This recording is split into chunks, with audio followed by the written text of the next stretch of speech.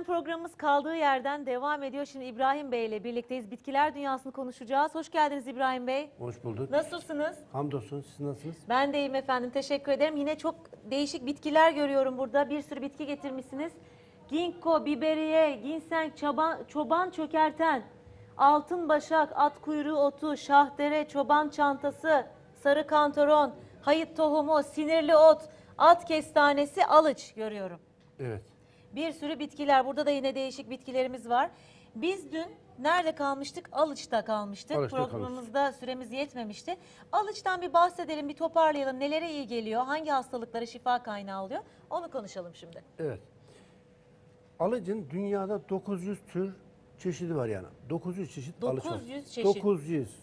Ne kadar fazla? Türkiye'de 90 çeşit alıç yetişir.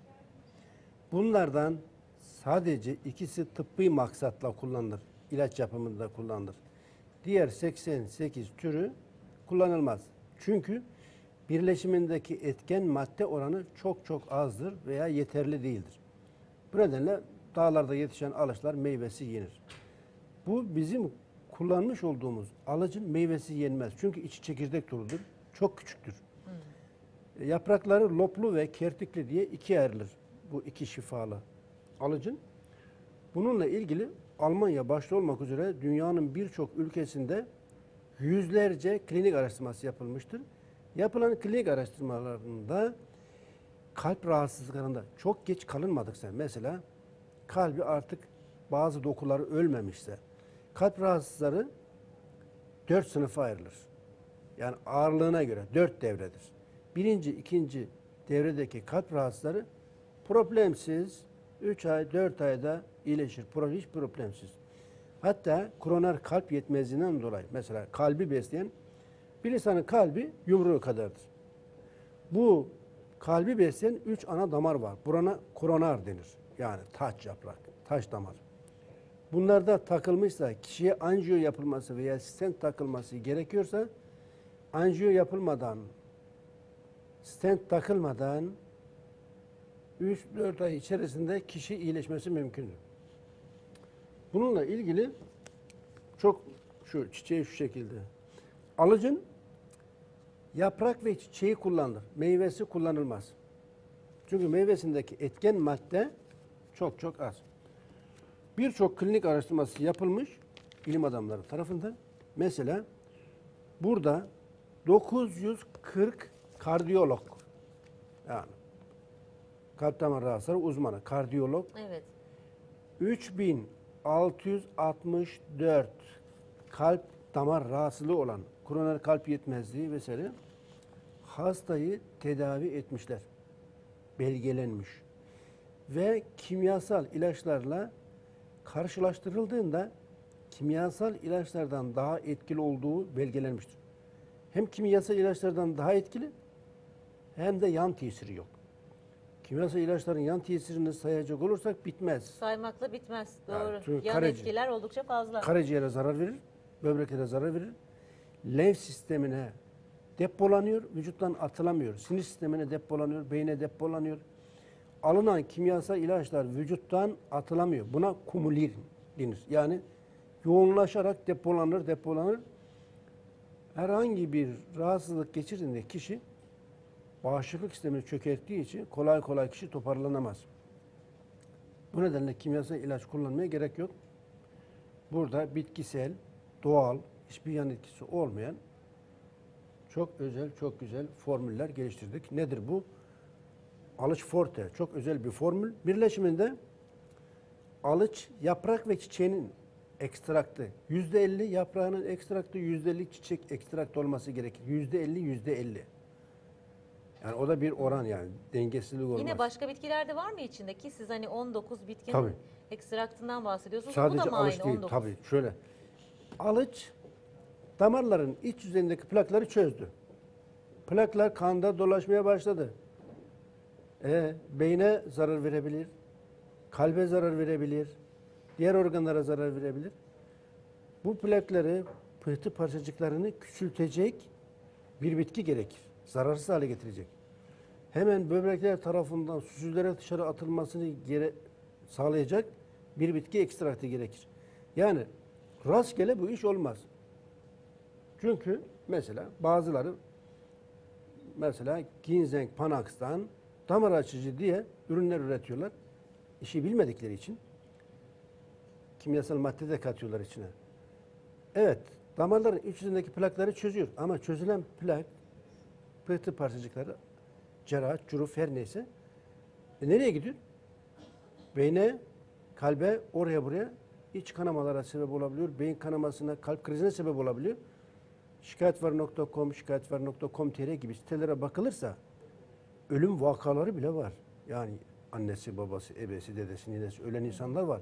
Panax aslında ginseng çok çok faydalı bir bitki. Halsizlik, dermansızlık, yorgunluk, bitkinliğe karşı. Damar açıcı özelliği yok. Ama bazıları damar açıcı diyor çünkü bunu derken içine kimyasal kan sulandırıcı maddeler katıyorlar ki buna Çinliler yapar genellikle ama Türkiye'de de bazı Çinliler var galiba. Rastlıyoruz diyorsunuz burada da. Bazı bu Çinlere ait bir sahtekarlık. Onlar çok yapıyor. Takşiş yapıyorlar.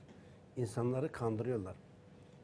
Bitkisel diye kimyasal madde katıp etkiliymiş gibi göstererek insanları yanlış yönlendiriyorlar. Türkiye'de birkaç kişi bunu yapıyor ve ölümlere sebep oluyorlar. Peki Allah nelere korusun. dikkat edelim o zaman? Hani bu tür şeylere kanmamak için ya da nelere dikkat edelim? Kişi herhangi bir ürün almadan önce şikayetvar.com, şikayetvar.com.tr gibi, şikayetimvar.com.tr gibi böyle siteler var. O yorumlara baksın, araştırsın. Kasıtlı, bazıları da kasıtlı yazıyor. Mesela bazı gruplar var. Bunların yüzlerce, binlerce bayisi var. Bu da tabii çok zor bir şey. Bayileri ekstra yalan haber yazıyorlar sitelere. Kendi ürünleri reklamını yapmak için. Onları da tabii ayıklamak, doğruyu bulmak çok çok zor. Her şeyden önce bir kişi bir şey iddia ediyorsa neye bakacağız? Belgeliyor mu? Ben dedim ki alıç kalp damar rahatsızlarına iyi gelir. Bununla ilgili klinik araştırma yapılmıştır dedim. Demem önemli değil. Ben veya Ahmet, Mehmet kim olursa olsun. Evet. Mustafa vesaire. Kim ne derse desin hiç önemli değil. Söylediği sözü ispat ediyor mu? Burada diyorum ki klinik araştırması yapılmıştır alışla. Burada dergide belge var. Klinik araştırması var. Nerede, ne zaman, kimler bu araştırma yapmış? Belge sunuyor mu? Sunuyoruz. O zaman nedir? Güvenilir. Kişi diyorsa ki klinik araştırması yapıldı, şu yapıldı, bu yapıldı, şunu tedavi ettim, bunu tedavi ettim. Mesela bazıları Hani da belgeler nerede o zaman değil yok mi? orada hiçbir şey yok. Bazıları topluyorlar. Cemaatten, cemiyetten, partiden insanları, kendi adamlarını. Ben işte diyor felçtim, şunu kullandım, şimdi 50 kilometre koşuyorum. Hiç yürüyemeyen insan 50 kilometre koşuyormuş. Öbürü diyor ki ben hiç görmüyordum, hiç görmedim, şimdi çok güzel görüyorum, kartal gibi görüyorum. Allah Allah. Yani abartı, yalan. Kendi cemaatinden, cemiyetinden, partisinden insanları topluyor, konferans veriyor. Numaradan hep şov. Çekim yapıyorlar, düzmece. Ben bir televizyon kanalında böyle Panax üreten vatandaşla karşılaştım. Dedim ki neden böyle yapıyorsunuz? İnsan sağlığıyla oynuyorsunuz. Yapmış olduğunuz doğru bir davranış değil. Dedi ki bir kamyon dolusu Panax ürettik. Ne yapalım? Çöpe mi atalım? Elbette satacağız. Allah Allah dedim. Yani insan sağlığını Tabii çok kötü bir durum tehdit yani. ediyorsunuz ve hatta bunu yapacağız diyorsunuz. Sırf para kazanmak için bu yapılır mı? Yani hiç İnsan vicdanı sağlığı yok. tehlikeye atılır mı? Doğru Yani söylüyorsun. vicdan yok. Bazı insanlar Peygamber Efendimiz diyor ki bazı insanlar mesela dinden imandan konuşur ya gırtlaktan aşağı inmiyor. Kalpten söylemiyor. Burada sadece dilinde. Ayetler, hadisler söylüyor. Bir de dindar gözüküyor. O vatandaş diyor ki ya ne dindar insan, ne güzel insan. Ama buradan aşağı inmiyor. Kalpten gelmiyor. Biraz vicdanlı olması gerekiyor. Gözü onu Vicdanıyla baş sadece başa kalması lazım. dolar görüyor. Baktığı kişinin dolar insanları dolar olarak görüyor, para olarak görüyor. Bu tür insanlarımızın çok uyanık olması gerekir. Almanya'da bile bu iş yapılıyor. Almanya'da Panax üreten 100 tane firmanın ürünü incelenmiş. Sadece ikisi kaliteli ürün salgıladığı belgelenmiş. Diğerleri onlar da dalavere. Almanya gibi çok kontrollü bir ülkede bile bu yapılıyor. Bu nedenle her hasta ve hasta yakını uyanık olmalı, araştırmalı. Bu vatandaş bunu söylüyor, belgeliyor mu? Ha şu kadar insan televizyona çıktı, Dedi ki şöyle şöyle şöyle. Aslı yok. Onlar hep şov. Şov. Dalavere. Bu nedenle insanlarımızın uyanık olmalı, bilgi olması gerekir. Yani burada diyoruz ki mesela alıç, kalp damar için dünyada en etkili bitki. Damarları tıkanmış. Ameliyat olması gerekiyor. %80, %90. Ameliyat olmadan önce veya stent takılmadan, anjiyo yapılmadan önce kullansın. 2 ay. Doktoruna gitsin, muayene olsun. 2 ay diyorum. Bazıları diyor ki 6 ay kullan. Olmadı. Bir 6 ay daha kullan. Olmadı. Bir 6 ay daha kullan diyor.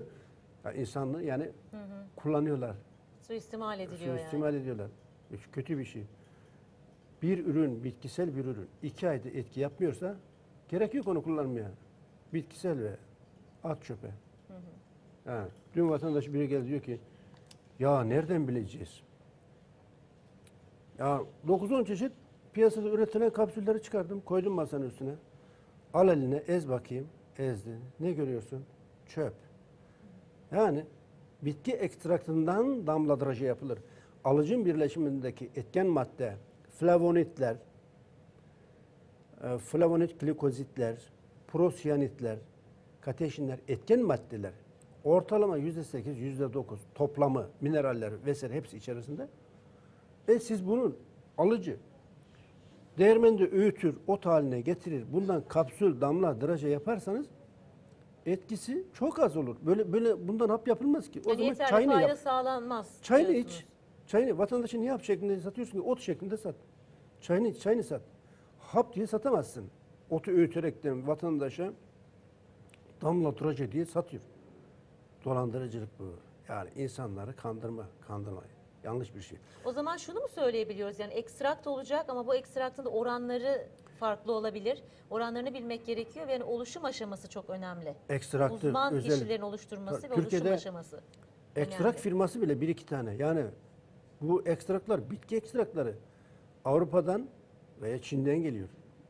Başka yerde yok yani. Ekstrak firmaları da dünyada çok az. Türkiye'de de maalesef çok geri. Yani bitkiyi damıtacaksın. Destilasyon, ekstraksiyon çeşit yöntemleri var.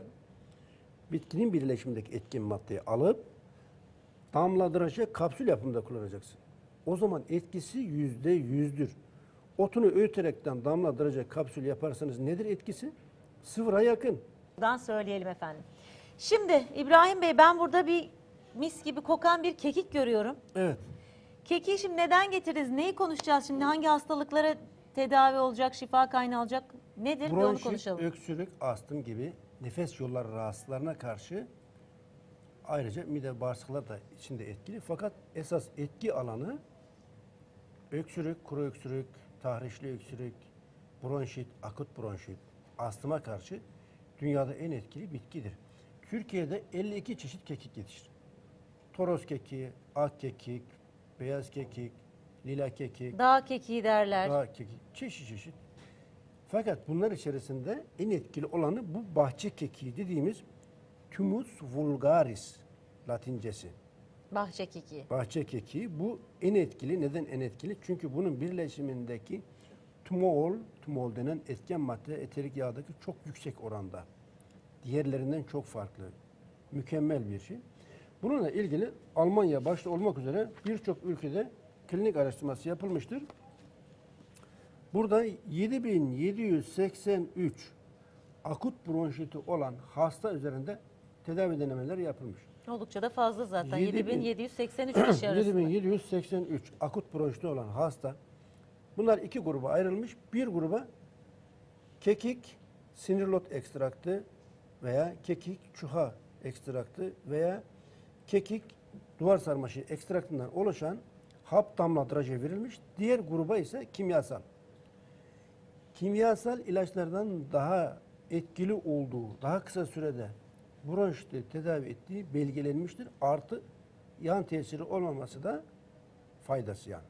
Kimyasal ilaçların da bir de yani bronşiti tedavi etmeye çalışırken ne yapıyor? Bağırsakları faydalı vakti Başka yük tarafı ediyor. da harap ediyor zaten. Zarar, Bir tarafı yapalım derken doğru. Şimdi oğlum hastalanmıştı 5 yaşında. Okula gidiyor. Okulda hastalanmış.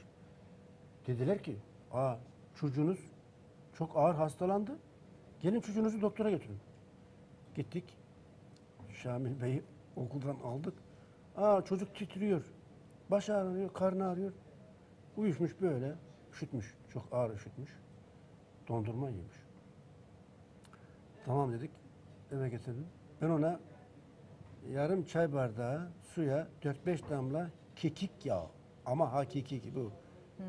Yani kekik yağı diyorlar. Türkiye'de kekik yağı susam yağıyla karıştırıyorlar. Yani kekik yağı dediğiniz bahçe kekiğinin yağı Bahçe mı? kekinin yağı, hakiki. Şimdi bir de Türkiye'de bir de şu var. Kekik yağı diyor vatandaş. Kekik yağını susam yağıyla karıştırıyorlar. %2-3 kekik yağı var. Gerisi susam yağı veya başka yağlar, ayçiçek yağı vesaire. Ha, kokuyor güzel, kekik yağı gibi kokuyor. Kokusu var, etkisi yok.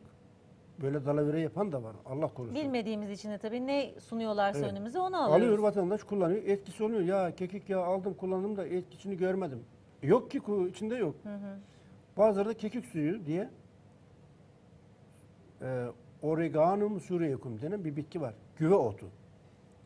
Türkiye'nin Toros dağlarında çok yetişir. Bunu kekik suyu diye ya dağlarda yetiştiği için maliyeti sıfır. Topluyor vatandaş, şişelere dolduruyor, kekik suyu diye satıyor. Yani öyle bir firmaya da yaptığınız yanlış dedim, uyardım.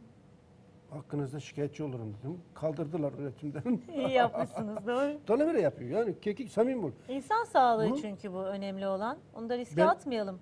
Çocuğa böyle yarım çay bardağına 3-4 damla kekik yağı damlattım. İşte 3-4 dakika sonra mide ağrısı, baş ağrısı yavaş yavaş çocuk rahatladı. Teskin oldu, rahatladı. Yarım saat sonra bir şey kalmadı. Çok çok etkili. Hakiki kekik yağı. Zaten kışın en çok gördüğümüz rahatsızlık hani ağır gripler geçiriyoruz, nezle oluyoruz ama ilk önce bir boğaz ağrısıyla geliyor. Boğaz iltihaplanması oluyor. Sonra işte burun tıkanıklığı, burun akıntısı ciğerlere iniyor, öksürükler meydana geliyor. Onların hani tedavisinde kurutuyor mu? Tabii. Mesela diyelim ki bademcikleri şişti. Kekik yağı, adaçayı yağı, papatya yağı. Bunlardan 4-5 damla özel bir karışım.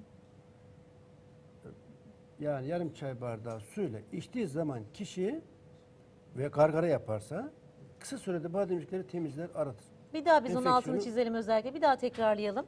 Ha, yağ Kekik mı? yağı, evet kekik yağı, papatya yağı dediniz. Adaçayı ama tüm Salvia officinalis şifalı adaçayı olacak. Şifalı adaçayı. Kekik de hakiki kekik olacak. Yani şimdi bir şey söylersem, bir formül söylersem ne oluyor? Ha vatandaş yapıyor ama işte içinde susam yağı oluyor. Ayçiçek burada yağı bulmak oluyor. çok vesaire zor. vesaire problem oluyor. Çok uzman kişilerin zaten hani anlayabileceği bir şey herhalde Evet, sizin gibi. maalesef Çünkü öyle. o kadar çok çeşidi var diyorsunuz ki. Şimdi biz bununla ilgili çok özel bir formül geliştirdik. Nedir bu? Her türlü öksürük, bronşit, astıma karşı kekik ekstraktı, sinirlot ekstraktı, adaçayı ekstraktı, karabaş ekstraktı, oğlotu ekstraktı, nane ekstraktı, kimyon ekstraktı gibi nefes yolları rahatsızlarına karşı etkili bitkilerin ekstraktından oluşan bu özel formül kullandığı zaman kişi kısa sürede rahatlar. Bir beyefendi 30 yıl sigara içmiş. Son 15 yıl sabah değil gece yarısı saat 3'e doğru onda bir öksürük başlıyor. Sigara içenler de çok olur böyle öksürük, kuru öksürük. Böyle adamcağız başlıyor öksürmeye. Uyuyamıyor tabii. Uyku bölündü, bitti. Bir daha uyuyamıyor. Saat 3'ten sonra uyuyamıyor. Yatıyor, bir daha öksürüyor. Yatıyor, yine öksürüyor. Sadece kendi uyanmıyor. Uykusuz kalmıyor. Ailesi Bütün çocukları ev da halkı da onlar da uykusuz. 15 yıl geldi bana dedi ki ya ilaç kullanmış artı yan tesirlerinden kolesterol, tansiyon vesaire karaciğer yağlanması, kimyasal ilaç kullanmaktan perişan olmuş. Başka rahatsızlıklar ortaya çıkmış.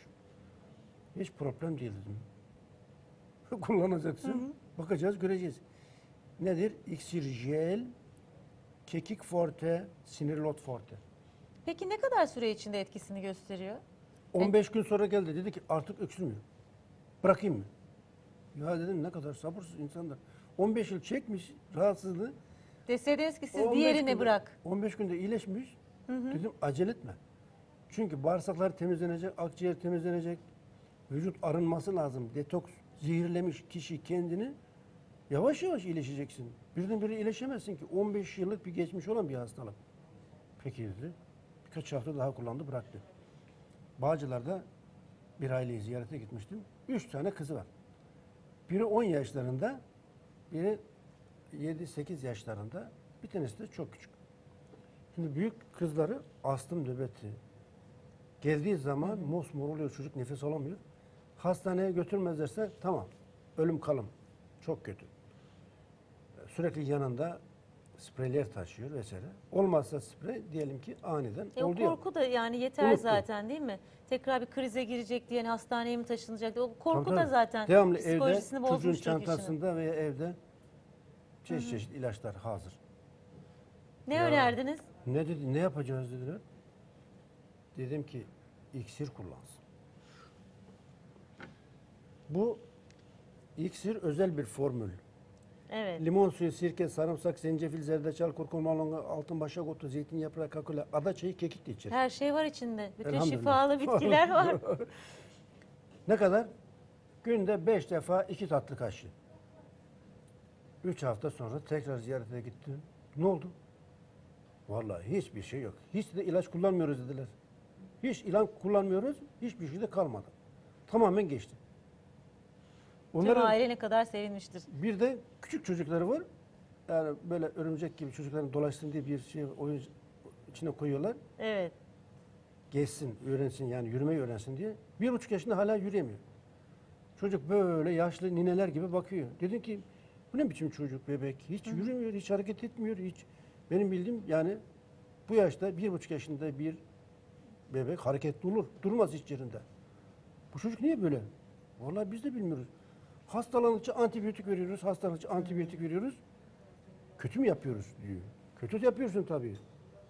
Çocuğu zehirliyorsun. Ne yapalım? İksirden günde 4-5 defa bir çay kaşığı. Tamam dediler. 3 hafta sonra gittiğimde çocuk hiç yerinde durmuyor. Fır fır dönüyor. Ne oldu Yaşının buna gerektirdiği dedim. hareketleri yapıyor yani. Normal dedi. doğal Normala olarak. döndü. Çünkü ilaç vere vere bağırsakları bozulmuş, bağışıklık sistemi çökmüş. Bağırsaklar besinlerdeki vitamin, mineral, enzimi ememiyor. Ki daha çok küçük Çocukta bebek enerji, yani. yani. Doğru.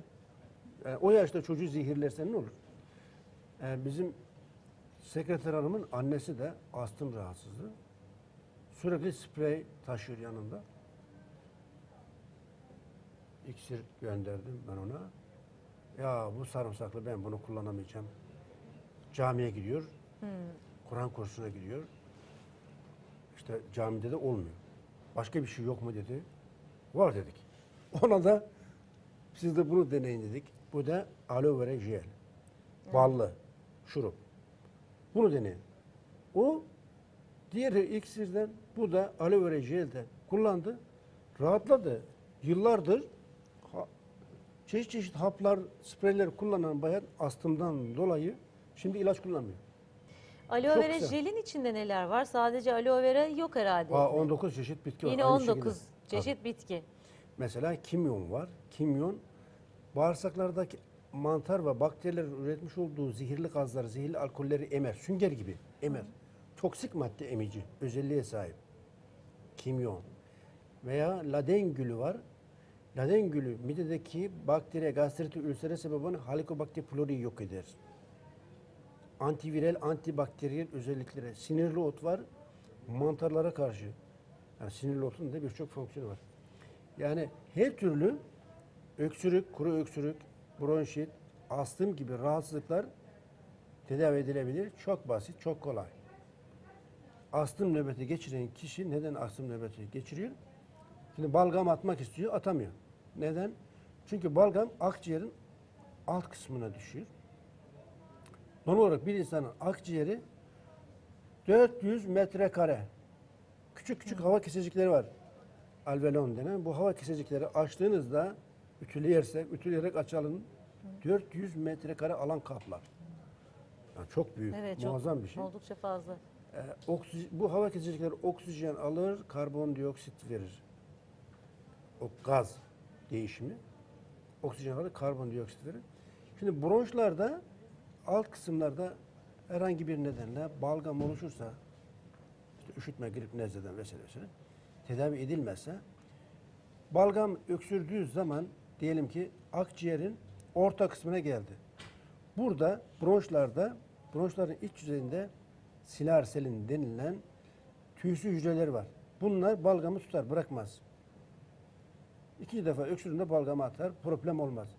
Fakat astım hastasında silarselin denilen tüysü hücreler tahriş ve tahrip olduğu için görevini yapamaz. Balgamı tutamaz. Tutamadığı için balgam tekrar akciğerin alt kısmına düşer. Düşerse bu sefer tekrar bunu atmak için öksürür. Artık tamamen gerilir, sinirlenir. Elinde olmayan bir şey. Mekanizma bunu atmaya çalışır. Atamaz, perişan olur. Yani.